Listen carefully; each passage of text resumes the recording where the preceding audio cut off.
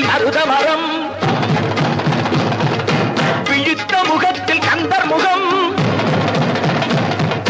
நினைத்து நினைத்து துடித்த எனக்கு கிடைத்த முருகனின் அன்பு வரம் கண்டு கொண்டே நான் வந்தது யார்